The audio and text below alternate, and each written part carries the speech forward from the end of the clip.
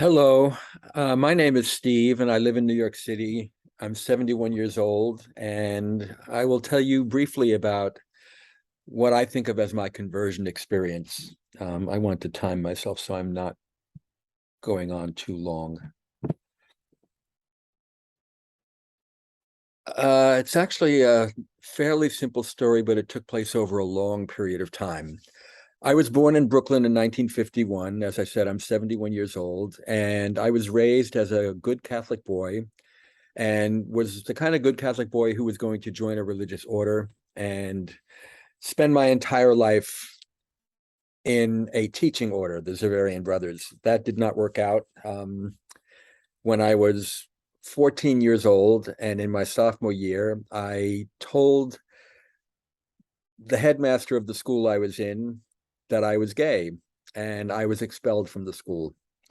And that began a long, long period of wandering for me. I very quickly, within the next 2 years, became an atheist and had rejected all of my Catholic upbringing and became a gay activist.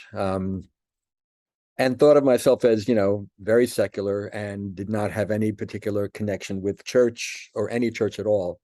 But there is one fact that I think is important is that when I was a member of the Gay Liberation Front and we were planning the first gay pride march here in New York for 1970, we met at Church of the Holy Apostles, an Episcopal church in Chelsea, New York, on 28th Street and 9th Avenue, which is important to this story's ending. Anyway, I went on and on and on. And the way I ended up having a conversion experience was that I was living in San Francisco. Um, I had left New York after my best friend had died of a very strange cancer that may have been one of the early AIDS cases, maybe not. I'm not sure. We don't know.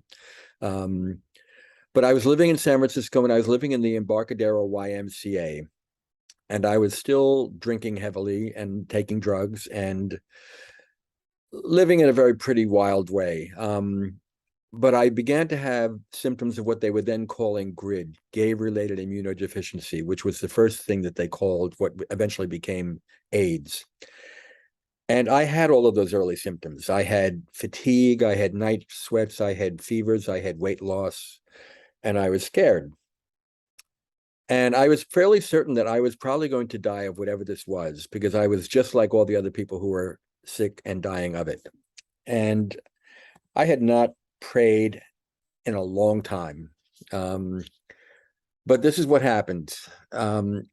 I remembered my Catholic upbringing and I remembered the phrase, ask and you shall receive. And so I uttered what I think of now as my very first honest prayer. It was an angry prayer to a God I did not believe in, but I was checking off the box, like, all right, ask and you shall receive. And this was the way my prayer went. Yeah, well, I'm fucking asking, not expecting anything to happen, addressing a God enraged that, this is meaningless. But to my astonishment, something happened. And I wish to this day that I could look back and relive those few moments and feel again what happened, because it's more and more difficult as the years go on. That was now over 40 years ago. But something happened.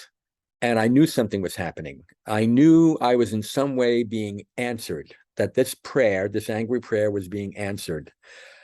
What I received was a sense of myself that I had never had before. I suddenly knew things that I had not known up until that moment. I was now 30, 31 years old, and I realized that I had been unhappy all of that time. And I knew why I was unhappy. I had been unhappy all that time because I had never forgiven anybody anything. And it was obvious to me that, one, I am a very angry, unforgiving man, and I have been unhappy for that very reason. And at that same moment, I was given the grace to forgive everything and everybody that I had not forgiven. And I suddenly knew that happiness was possible and real. And then I was angry all over again because I thought, oh, great. Now that I'm dying, now I get it. Great. Perfect timing, God. Really, this really is great. Um, and so I was but I was intrigued enough to know that something real had happened, and I didn't know what, and I had to find out what it was and why. And so I asked myself, well, a couple of things. One, I thought, okay, you're dying, you're certain your life is over, so now your life can be understood. I mean, it now had an ending. All right, what has my life meant up until then? And that's when I realized that I had been so angry and unforgiving, that I thought that's been the meaning of my life so far. I am an angry, unforgiving man.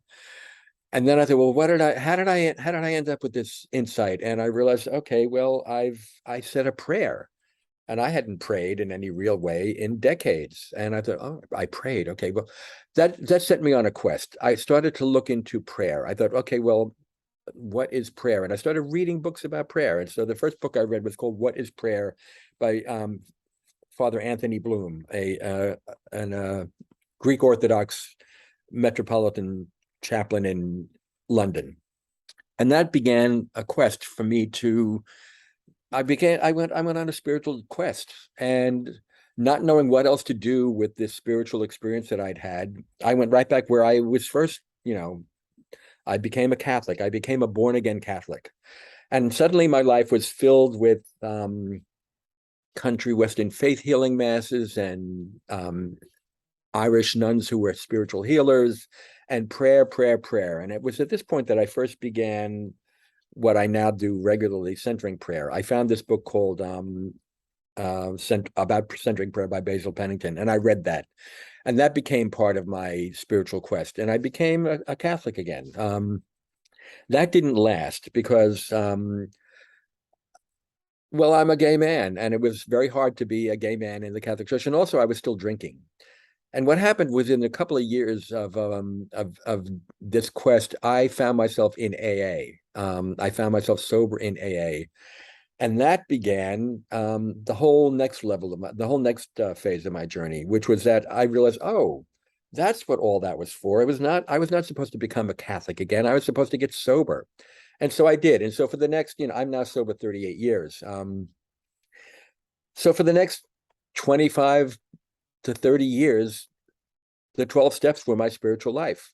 At some point during that period, I thought, well, maybe I would like formal religious affiliation again. And a lot of my friends had become Episcopalians. And so I got myself received into the Episcopal Church.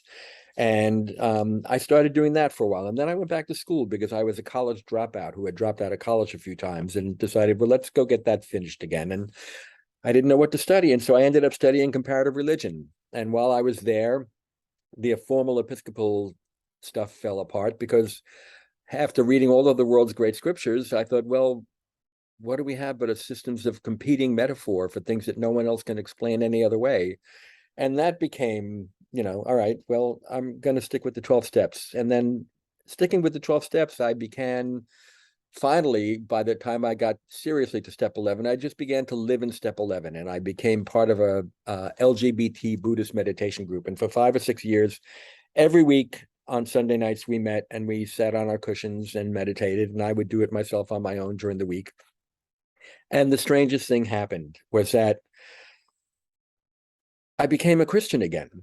The way I explain it to myself now is that all that time sitting on the meditation cushion was watering my roots, and my roots are Christian. I am a Christian. I was formed as a Christian. It's the language that I understand best when I try to speak of the divine and to worship and to pray. And I thought, well, okay, Buddhism led me back to my own roots, which is fine. And so I now think of myself as a Buddhist. I don't know if that makes any sense to other people, but that's how I understand it. But essentially, I'm a Christian. I don't have to become a Buddhist. I can remain a Christian and have the same kind of deep spiritual journey that I was thinking I could only have if I, abandoned the church of my childhood. One of the things I learned when I was in school studying religion, the woman who ran the program at Hunter College, a wonderful woman, Professor Barbara Sproul, once said casually, don't change religions unless you absolutely have to. And I thought, all right, well, I had to change from the RC to the Episcopal Church, which is much more welcoming and opening. And they, after all, were the church where we met when I was a member of the Gay Liberation Front to plan the gay pride marches. And so that was okay. And when I finally realized that I don't have to leave Christianity, I can, my roots are here, and there's enough deep spiritual nourishment to be found here in many, many, many ways that I can now do this. And so I started going back to church again. I was church hopping, and I realized, well, let's go back to where I first, you know, found a church that I thought was admirable. And so I became a member of the Church of the Holy Apostles in Chelsea, New York, and I'm now on the vestry actually for the last 3 years. So my journey is a little bit roundabout. When people ask me about that conversion experience, I tell them that it was the beginning of something. It wasn't the end of something. It was the beginning of something. It was the beginning of a relationship. And one of the things I realized early on was that I had been spoken to by something. I had been given something, and I could accept it to a greater or lesser degree, and it was up to me whether or not I did. And I have tried to accept it at greater and greater levels and with greater and greater completeness. I don't know how else to say that. And that relationship is one that I am in. I'm not always good at it. I am very erratic about it, but it is the center of my life. It is the lens through which I understand everything else. And so I was asked to say something about Jesus. I mean, Jesus was always problematic to me when I was in my atheist period, because I felt rejected by Jesus. I mean, I'd been kicked out of a religious boarding school because of who I am and for being honest about it. The person who was bullying me was not thrown out. And so that made a very difficult relationship. I have since come to terms with, my acceptance of Jesus, and it has nothing to do with any feeling of rejection. One of the things that's been a grace is that it's only when I resumed my Christian identity or continued to watering my Christian roots that I was given again the grace to forgive everything that had been done to me in the name of Christ that was rejecting and painful and hurtful and traumatic. And that has been a great gift.